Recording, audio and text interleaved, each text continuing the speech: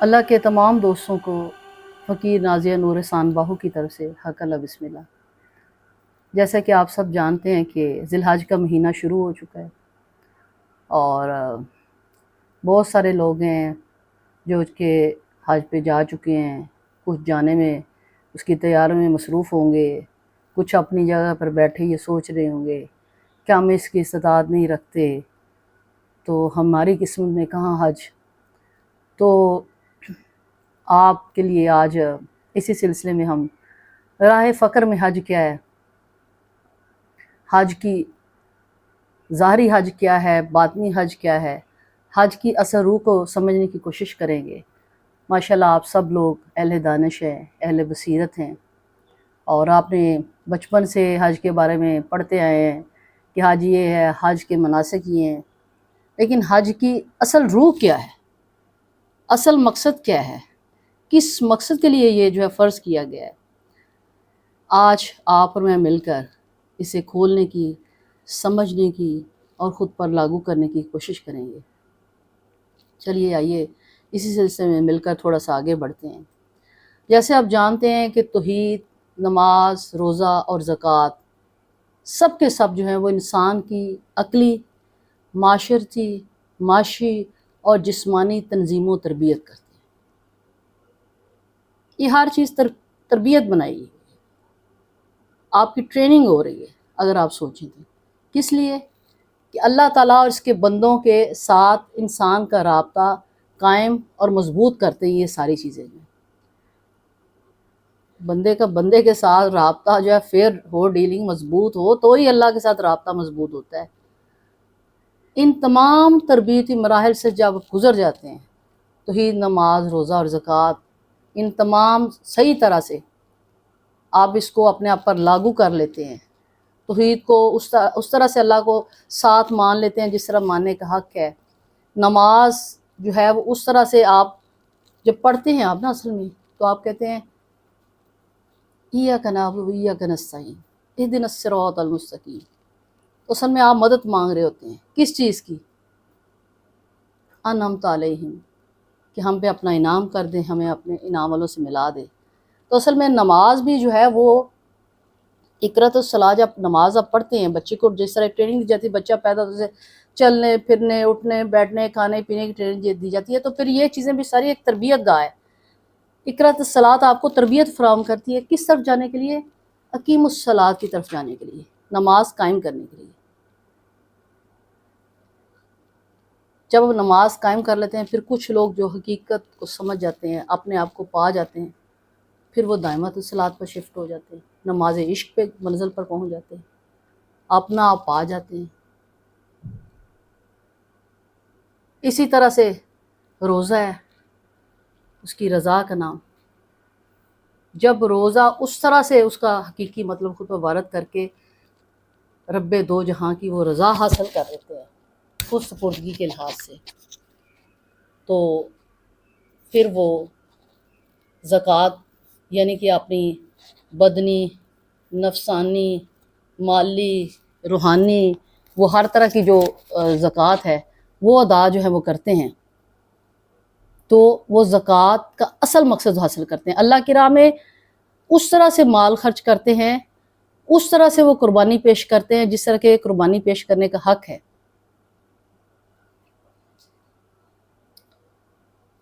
تو پھر کیا ہوتا ہے؟ ان تمام تربیتی مراحل سے گزر کر ایک سٹیج آتی ہے جہاں انسان کو حکم ہوتا ہے، کیا ہوتا ہے کہ عقل و خرد کی تمام حدیں جو ہیں وہ پھلانگ کر اطاعت الہی کی ایک لمبی جست لگاؤ، اور یہ سوچے سمجھے بغیر کہ حکم کا منشا کیا ہے، یعنی حج بنیادی طور پر اللہ تعالیٰ کے ساتھ انسان کے تعلق کو عقل اور منطق سے ایک قدم اور آگے لے جا کر عشق و محبت اور کیف و مسیح کی ان بلندیوں پر لے جاتا ہے، جہاں بندہ اپنے خالق کی محبت میں بغیر کوئی سوال پوچھے اپنے جسم، اپنے دماغ اور اپنی روح کو اللہ تعالیٰ کا تابع بنا دیتا ہے۔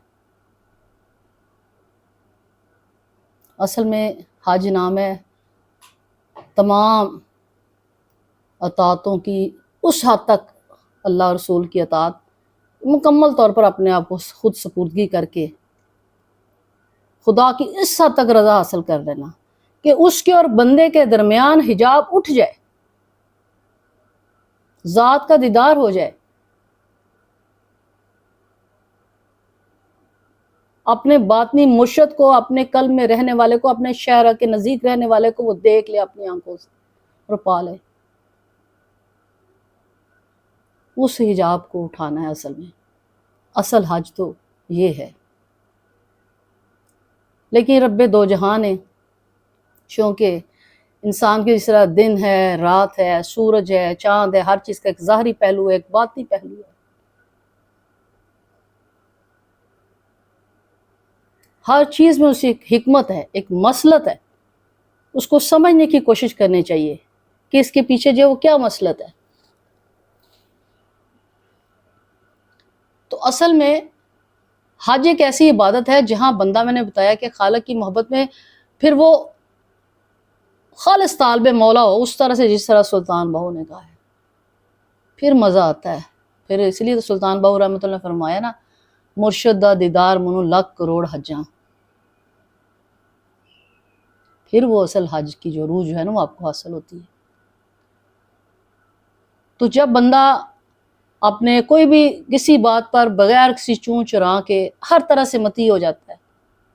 اپنے جسم کو، اپنے دماغ کو، روح کو اللہ تعالیٰ کا تابع بنا دے۔ اب آپ جب جا رہے ہیں آپ ظاہری حج کریں، پھر یہ دیکھیں کہ اللہ نے کہا کہ اپنے لباس کو اتار، صرف 2 ساری چادریں اپنے جسم پر اوڑھ لے، احرام پہن لے، تو بغیر کوئی سوال پوچھے اگر وہ ایسا کر لیتا ہے، لیکن اس باطنی مرشد کو پانے کی خاطر، اس باطنی حج کو حاصل کرنے، اس باطنی حجاب کو اٹھانے کے لیے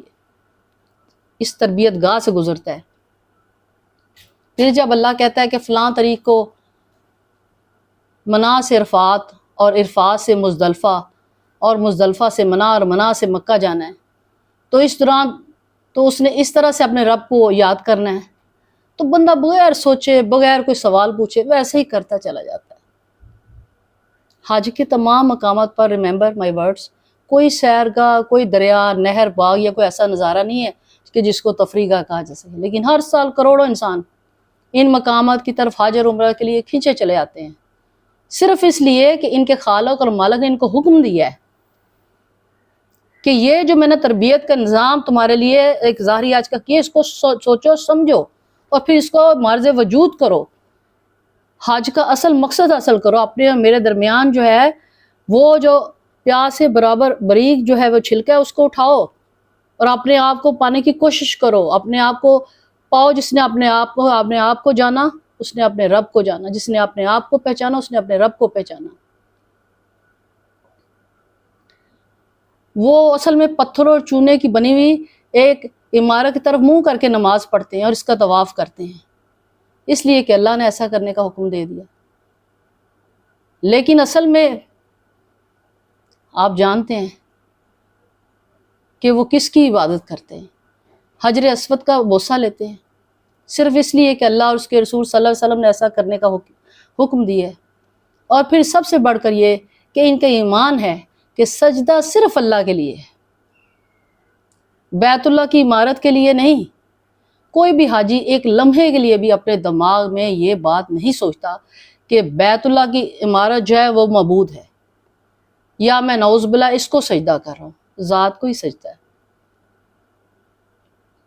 حج کے بہت سے فائدے ہیں، لیکن انسان کا اپنے اللہ سے یہ وجدانی تعلق، انسان کا اپنے خالق کے آگے اس طرح سوچو منطق سے بالا ہو کر مکمل سر تسلیم خم کر دینا، یہی حقیقت میں حج کا سب سے بڑا فائدہ اور سب سے بڑی معراج ہے۔ سب سے بڑی معراج یہی ہے، جب ذات میں ذات کا دیدار ہو جائے، جب آپ کے اور اس کے میں حجاب اٹھ جائے، جب شہر آپ کے قریب رہنے والے کو پا جائے، سب سے بڑا حج یہی ہے، سب سے بڑی معراج یہی ہے۔ عشق و مسیح کی یہی کیفیت ہے جو حج کو باقی تمام عبادت میں منفرد بنا دیتی ہے۔ تو بات ہو رہی تھی حج کی کہ آپ کس طرح سے سب سے بڑی معراج حاصل کر سکتے ہیں، حجاب کو اٹھا کر اس پردے کو جو آپ کے اور ذات کے درمیان ہے۔ ایک یہ نازیہ نور بیٹھی ہوئی ہے، ایک اس کے اندر نازیہ نور ہے، ایک آپ بیٹھے ہوئے، ایک آپ کے اندر بھی ہے کوئی، اس کو تلاش کریں، اس اصل حقیقت کو جاننے کی کوشش کریں کہ آپ کون ہیں، کہاں سے آئے ہیں، کیا کرنے آئے ہیں۔ اپنے آپ کو پانے کی کوشش کریں،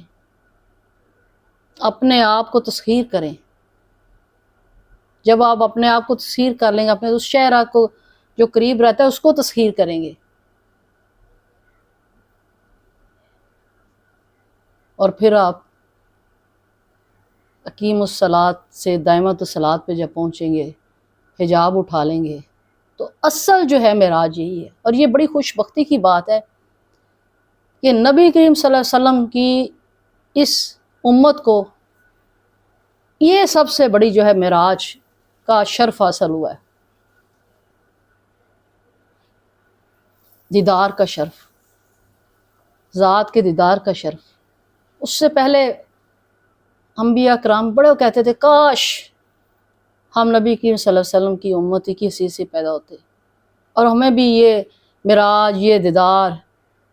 یہ حج نصیب ہوتا۔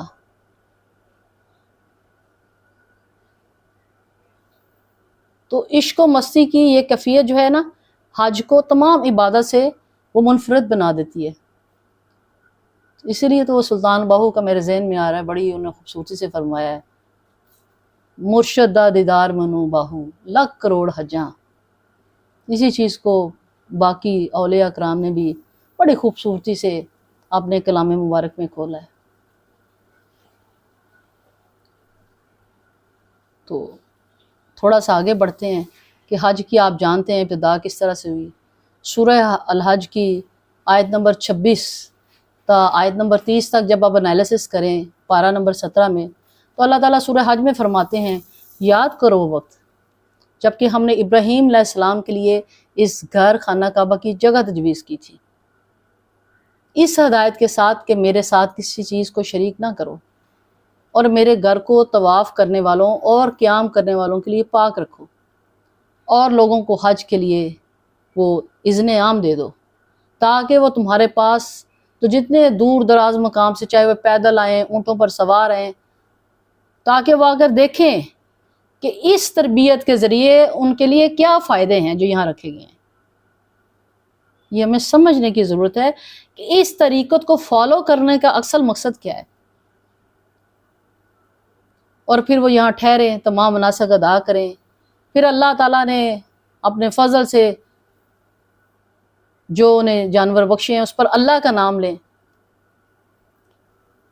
خود بھی کھائیں، تنگ دست محتاج کو بھی دیں، پھر اپنا میل کچیل دور کریں۔ کیا کریں؟ قربانی کی چھری چلا کر، اصل میں اپنے نفس پہ چھری چلا کر اپنا میل کچیل دور کریں،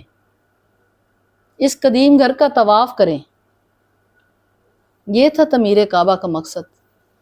اور جو کہ اللہ کی قائم کردہ حرمتوں کا احترام کرے تو یہ اس کے رب کے نزدیک خود اسی کے لیے بہتر ہے۔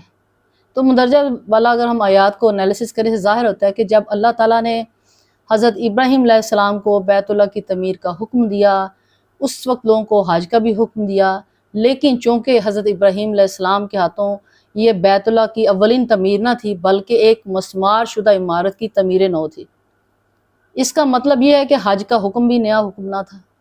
بلکہ روز اول سے جب بیت اللہ کو آدم علیہ السلام نے تعمیر فرمایا، حج کا حکم بھی اسی وقت نافذ ہو گیا۔ اسی وقت کہہ دیا گیا بندے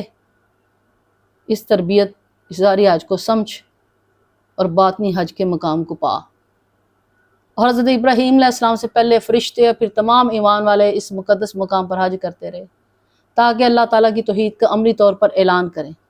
اب دیکھیں پھر مقصد کیا آ گیا، اللہ تعالیٰ کو پانا، اس کی توحید کا عملی طور پہ اعلان کرنا۔ جب ویسے بھی آپ اللہ تعالیٰ مانتے ہیں، اس کی وحدانیت پہ دل و جان سے یقین رکھتے ہیں، لیکن جب کسی چیز کا مشاہدہ ہو جائے تو مجھے یہ بتائیں ایمان کی طاقت کتنی بڑھ جاتی ہے، اور ہر قسم کے شرک کی نفی کرنے کے لیے حج کی تربیت گاہ کا انتظام کیا گیا۔ اور پھر اس طریقے عبادت کو حضرت ابراہیم علیہ السلام کے ذریعے، ان کے پیروکاروں کے ذریعے ہمیشہ ہمیشہ کے لیے اس کو فرض کر دیا گیا۔ بے شک سورہ آل عمران کی آیت نمبر 97 پارہ نمبر 4 میں درج ہے کہ بے شک سب سے پہلی عبادت گاہ جو انسانوں کے لیے تعمیر ہوئی وہ وہی ہے جو مکہ میں ہے، اسے خیر و برکت دی گئی تھی اور جہاں والوں کے لیے مرکز ہدایت بنایا گیا تھا۔ اس میں رکھی ہوئی نشانیاں ہیں، اس میں نشانیاں اس تربیت میں، اس حج کے پورے مناسک میں اس کو سمجھنے کی ضرورت ہے، امپلیمنٹ کرنے کی ضرورت ہے انفرادی اور اجتماعی طور پر۔ ابراہیم علیہ السلام کا یہ مقام عبادت ہے، اور اس کا حال یہ ہے کہ جو اس میں داخل ہو گیا مامون ہو گیا۔ اس لیے لوگوں پر اس کا حق یہ ہے کہ جو اس گھر پر پہنچنے کی استطاعت رکھتا ہو اس کا حج کرے، لیکن حج کی جو مقصد ہے ان کو بھی حاصل کرنے کی کوشش کرے، اس حجاب کو بھی اٹھانے کی کوشش کرے، اور جو کہ اس حکم کی پیروی سے انکار کرے تو اس سے معلوم ہو جانا چاہیے کہ اللہ تعالیٰ تمام دنیا والوں سے بے نیاز ہے، بے شک اللہ الصمد۔ اس لیے اس بات پر ہمیں تھوڑا سا تفکر کرنے کی ضرورت ہے۔ حضرت ابو ہریرہ رضی اللہ عنہ سے مروی ہے، رسول کریم صلی اللہ علیہ وسلم نے لوگوں کو خطاب فرمایا، ارشاد فرمایا، لوگوں تم پر حج فرض کیا گیا ہے، پس تم حج ادا کرو۔ ایک شخص نے عرض کیا، یا رسول اللہ، 3 بار اس نے سوال کیا کہ حج جو ہے کس طرح؟ انہوں نے کہا اگر میں ہر بات کے جواب میں 3 دفعہ انہوں نے پوچھا کہ ہاں کہہ دیتا تم پر ہر سال حج فرض ہو جاتا اور تم اس کی طاقت نہ رکھتے۔ پھر ارشاد فرمایا، جو کچھ میں جو ہے وہ مسلم شریف میں ہے کہ مجمل چھوڑ دو، تم اس کو اسی حال پر چھوڑ دیا کرو۔ تم سے پہلے لوگ کثرت سوال اور انبیاء سے اختلاف ہی کے باعث ہلاک و برباد ہوئے۔ بڑا اس میں ایک خاص نقطہ بیان کیا گیا ہے۔ پس جس بات کا نبی صلی اللہ علیہ وسلم نے فرمایا میں تم کو حکم دوں اس کو جتنی بقدر طاقت بجا لاؤ، اور جس بات سے منع کروں اس کو چھوڑ دو۔ اس میں بھی دیکھیں وطیع اللہ وطیع رسول اور نبی کی طریقت پر عمل کرنے کا حکم ہے۔ تو اصل میں حج کی ایک اہمیت جو ہے، اصل میں اس میں ایک حکمت پوشیدہ ہے۔ وہ کیا ہے کہ اس میں عشق الہی میں جب حقیقتاً کوئی مومن مومنہ اللہ کے بندے اپنے آپ کو ڈبو لیتے ہیں تو کیا کہتے ہیں، وہ اپنے آپ کو گناہوں سے پاک کر لیتے ہیں۔ جب وہ حج کی اصل روح کو اپنے آپ پہ وارد کر لیتے ہیں تو ایک انسان پر کیا وجدانی کیفیات طاری وہ کر دیتا ہے، اس کو الفاظ میں بیان کرنا ممکن نہیں۔ جہاز پہ بیٹھتے ہیں آپ، سفید چادریں اوڑھے ہوئے، احرام پہنے ہوئے خواتین، تو کیا کرتے ہیں؟ خانہ کعبہ گرد کبھی آپ نے ریلائز کرے نہ طواف کرتے ہیں سفید چادر ملبوس، جب انسانوں کا ایک سمندر ہے اس کو تجزیہ کریں، دنیا کے ہر کونے سے آتے ہیں۔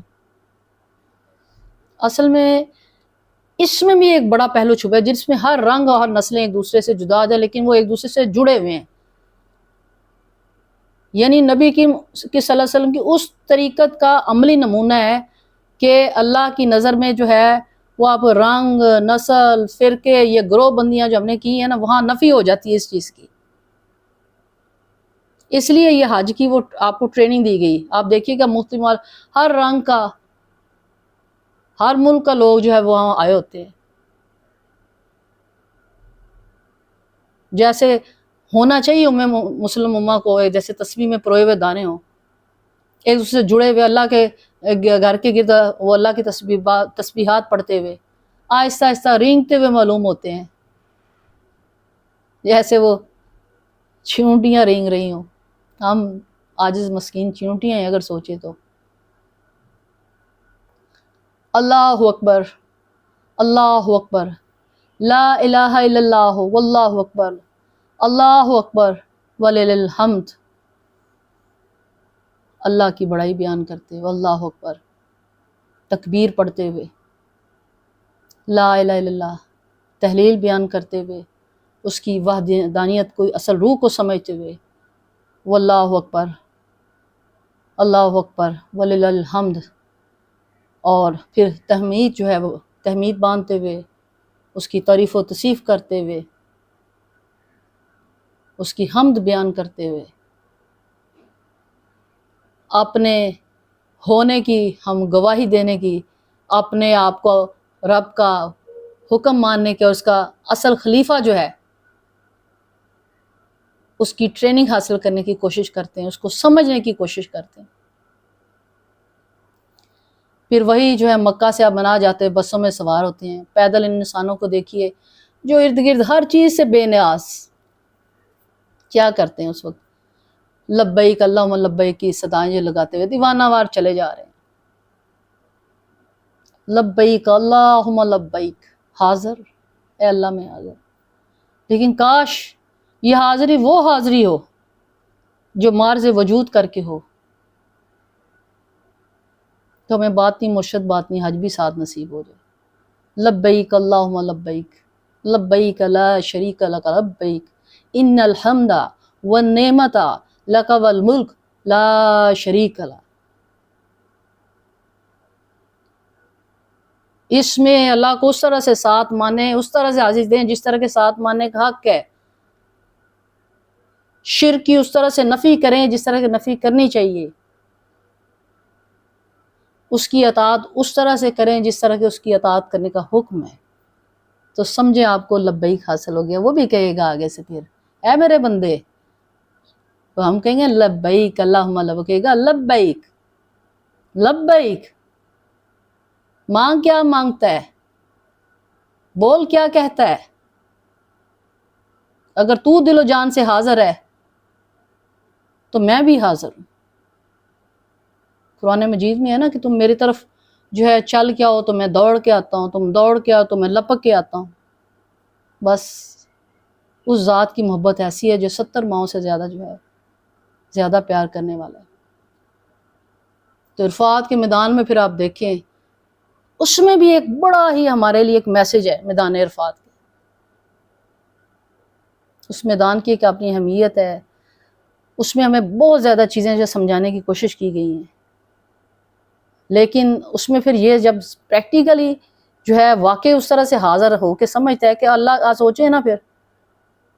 جب اس مالک کے سامنے اس طرح حاضر ہو کے آپ کو جواب اس کو بھی کریں، ابھی تو آپ حاضر ہیں لیکن اپنے آپ کو دیکھیں نا، پھر بات نہیں آگے اس کے آگے حاضر کریں گے تو ہم کیا کر کے آئیں، کیا جواب دیں گے؟ پھر الفاظ کے ہم چھوٹے بڑے گروہ میں اللہ کے حضور استغفار کرتے ہوئے اس طرح بلاتے ہیں جیسے کوئی بچہ سنگین غلطی کرنے کے بعد ماں سے لپٹ لپٹ کے معافیاں مانگتا ہے کہ ماں مجھے معاف کر دے، تو معاف کرے گی تو میں تیرے جو ہے پیر چھوڑوں گا۔ تو ایسے ہی پھر وہ اس سے معافی مانگے تو پھر وہ معاف کرتا ہے، بے شک وہ 70 ماؤں سے زیادہ پیار کرنے والا ہے۔ پھر آپ ان حاجیوں کو دیکھیں جو منا میں جانوروں کی گردنوں پر چھریاں چلاتے ہیں، تو یہ جانوروں کی گردنوں پہ چھریاں چلانا نہیں ہے، اصل میں یہ اپنے نفسوں کو قربان کرنا ہے، اپنے نفس کے کو جو ہے اس پر چھری چلانا ہے۔ پھر ان زائرین کو دیکھیں جو شیطان کی نشانیوں پر پتھر مارتے ہیں، رمی اور ذلت ہے شیطان کے لیے کہتے ہیں، کیا اصل میں ہم اپنے اندر کے شیطان سے اپنی نفرت اور بیزاری کا اظہار جو ہے وہ کرتے ہیں، اور کرنا چاہیے۔ آپ کے اندر جو ہے رب اترایا، آپ کے اندر جو شیطان بسا ہوا ہے، جو اپنا نفس ہے، اس کو کنٹرول کریں، اس کو کنکر ماریں، اس کو پتھریاں ماریں، تب اس پتھر مارنے کا اصل مقصد جو ہے وہ حاصل ہو جائے گا، اس تربیت کا اصل مقصد حاصل ہو جائے گا۔ یہ نہیں ہے پتھر مار دیا شیطان مار گیا، بھائی اندر کا اگر وہی ہے تو وہی ہے، پھر نفس تو مارا نہیں، دل و جان تو حاضر کی نہیں، اطاعت تو کی نہیں۔ اگر سٹیپ سمجھ کر حج کیا تو پھر حج نہ ہوا، لیکن اگر اس کو اصل روح کو سمجھا تو پھر آپ کا یہ واقع جو ہے وہ مقبول حج ہے۔ غرض کے گھر سے روانگی سے لے کر حج کرتے ہوئے ہر قدم پر اور پھر واپس گھر آنے تک جو آپ ٹریننگ حاصل کرتے ہیں، جو کیفیات آپ پر آتی ہیں، اس کو سمجھنے کی کوشش کریں، اور جب واقع آپ اس کی اصل روح کو حاصل کرتے ہیں تو کیا ہوتا ہے؟ تو پھر اللہ تعالیٰ فرماتا ہے جس نے خلوص نیت سے میرے اس حج کو ادا کر لیا، اس کے اصل مقصد کو پا لیا، تو وہ تمام گناہوں سے اس طرح پاک ہو گیا جس طرح ماں کے پیٹ سے پیدا ہونے والا بچہ۔ بے شک حج اللہ سے ملاقات کے ذوق کی تسکین دیتا ہے۔ ہر سچے مسلمان کو اپنے خالق اور معبود حقیقی سے ملاقات کا شوق ہے۔ اسی شوق کو پورا کرنے کے لیے آپ دن میں 5 بار نماز پڑھ کے وہ آپ پڑھتے ہیں، لیکن پھر یہ کہ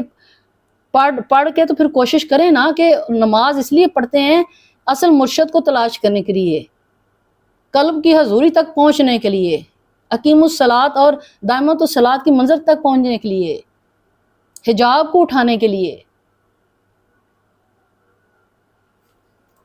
تو حج جو ہے نا اصل میں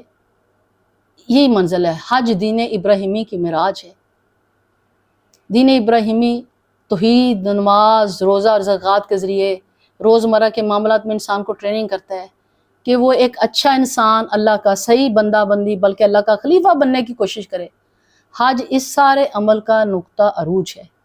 جو اس کی روزمرہ کی کمائی ہوئی نیکی کو اس طرح چمکاتا ہے کہ انسان اپنے اندر کے سارے گند کو صاف کر کے اچھائی اور معرفت حاصل کر سکے۔ اندر کے جو گند کو آپ صاف کر کے جب اچھائی اور معرفت حاصل کرتے ہیں تو بے شک آپ معراج حاصل کرتے ہیں۔ بے شک حج جو ہے رشد و ہدایت اور اصلاح کا منبع ہے، اور اگر ہم حج کے واقعی حقیقی معنی پانا چاہیں تو ہمیں حج کی اصل روح کو سمجھنے کی کوشش کرنا ہے۔ یہ جو تربیت اللہ تعالیٰ نے ہمیں حج کے مناسک کے ذریعے دی ہے، اس کو عملی زندگی میں اپنے آپ کو بھی لاگو کریں، اس کو وہیں نہ چھوڑائیں، اس کو مستقل طور پر دائمۃ الصلاۃ کی طرح اپنے اوپر جو ہے اس کو لاگو کریں۔ جس طرح بات کی تھی نا خالص طالب مولا ہو کر سلطان بہو رحمۃ اللہ علیہ نے، کہ اس میں پھر وہ کوئی ما سوائے اللہ سب ہوس اس مقصد کو حاصل کرنے کی کوشش کریں، اور وہ لوگ جو کہ ظاہری اس طرح سے نہیں، ان کے عام زندگی میں بہت ساری ایسی آپ کو ٹریننگ حاصل ہو سکتی ہیں جس میں آپ بیٹھے بٹھائے حج عمرہ کا ثواب حاصل کر سکتے ہیں، جس میں سب سے بڑا عمل اپنے والدین کے ساتھ نیک اور عمدہ سلوک ہے، خاص کر ان میں سے کوئی ایک یا دونوں بڑھاپے کی اس عمر کو پہنچ جائیں جب وہ بچوں جیسے بے بس ہوں،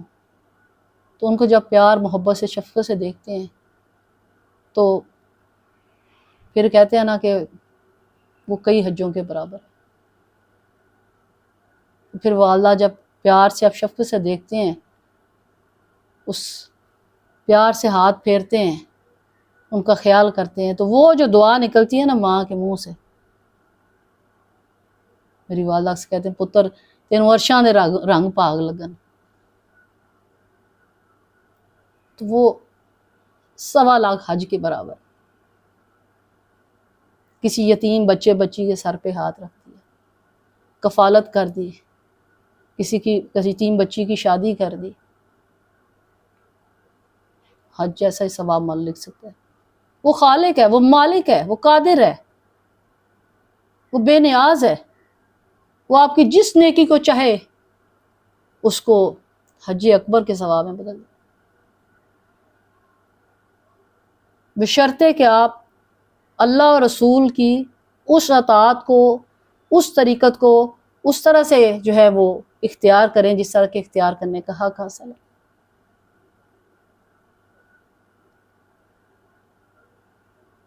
کسی کا دل نہ دکھائیے، کسی بے بس کی بے بسی سے فائدہ نہ اٹھائیے، خیانت نہ کیجیے کسی بھی کام میں، رزق حلال کمائیے، اپنے آپ سے کسی سے جھوٹ بولنا اصل میں اپنے آپ سے جھوٹ بولنا ہے، کسی کو دھوکہ دینا اصل میں اپنے آپ کو دھوکہ دینا ہے۔ غیبت نہ کیجیے، چغلی نہ کیجیے، ان تمام برائیوں کو جن سے اللہ اور اس کے رسول نے منع فرمایا ہے۔ جماعت بندی، گروہ بندی، اپنی نسل پر فخر کرنا، خاندانی فخر کرنا، اپنے رتبے پر فخر کرنا، کسی کو حقیر جاننا، ساری وہ چیزیں جس سے خدا اور اس کے رسول نے منع فرمایا. جب ایک آپ اس سرکل میں پوری طرح سے آ جاتے ہیں، طالب عقبہ طالب دنیا کو پیچھے کر دیتے ہیں، تو پھر آپ اصل جو ہے دنیا کی جو جتنی اللہ تعالیٰ نے عبادات جو ہیں آپ پر کی ہیں، جو ٹریننگ آپ بنائی ہے آپ کی مختلف جو ہے سارا، اس کی معراج کو حاصل کر لیتے ہیں. اور معراج کیا ہے؟ حجاب کا اٹھ جانا، ذات میں ذات کا دیدار ہونا، اپنے آپ کو پا لینا، اس شہر کے قریب رہنے والے سے ملاقات کا شرف حاصل کرنا. آئیے میں اور آپ مل کر عہد کرتے ہیں کہ اس سال سے ہم حج کی اصلی روح کو بھی ساتھ اپنانے کی کوشش کریں گے اور نبی کی وسلم کی اس طریقت کو عملی طور پر اپنی زندگی پر ڈھالنے کی کوشش کریں گے. اللہ تعالیٰ آپ کو اور مجھے اس پر عمل کرنے کی توفیق عطا فرمائے. رب محمد، رب دو جہاں، رب ذوالجلال والاکرام آپ کے لیے اور میرے لیے جو ہے آسانیاں پیدا فرمائے اور ہمیں حقیقی جو ہے معراج نصیب حاصل کرے. اجازت چاہتی ہوں. حق اللہ، بسم اللہ.